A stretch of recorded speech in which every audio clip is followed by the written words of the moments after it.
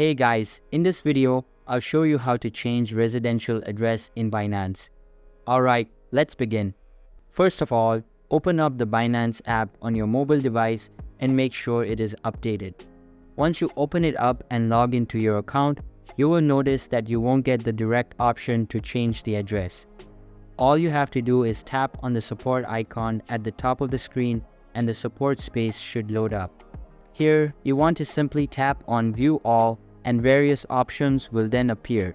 You just need to look for the section with a header named KYC. Under it, you should be able to see the option to change your address.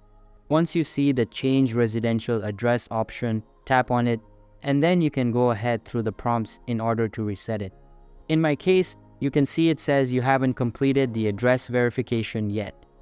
Please visit Verification Center directly to establish your current address. So make sure to complete the verification and then you will be able to change the address.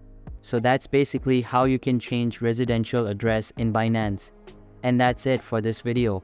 If you find this helpful, consider subscribing and giving this a big thumbs up. Thanks.